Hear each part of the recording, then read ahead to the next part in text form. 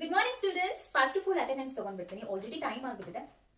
ರಿಶಾಂಕಿ ಸಾಗರ್, ಪಲ್ಲವಿ, ಬೃಂದಾ, ಅರ್ಷಿತಾ, ಚೇತನ್, ತೇಜಸ್, ನಾನು ಯಾಕೆ ಬಂದಿರಲಿಲ್ಲ?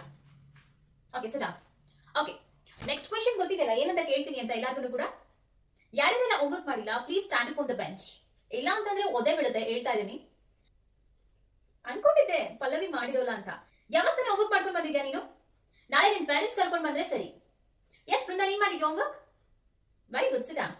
Chetan, very good. ತೇಜಸ್, ನೆನೆ ಬಂದೇ ಇರಲಿಲ್ಲ ಅಲ್ಲ ಕ್ಲಾಸ್ಗೆ, ಇನ್ನೆಲ್ಲ ಹೋಮ್ವರ್ಕ್ ಮಾಡ್ಕೊಂಡು ಬರ್ತೀಯಾ ಅಲ್ಲ, ಸಿಡಾ.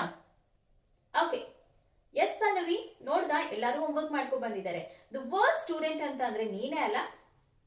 ನಾಳೆ ಹೋಮ್ವರ್ಕ್ ಮಾಡ್ಕೊಂಡು ಬರ್ದೇ ಇದ್ರೆ ಮಾತ್ರ 1 to 2 ಪನಿಷ್ಮೆಂಟ್ ಸಿಗುತ್ತೆ ನಿನ್ಗೆ.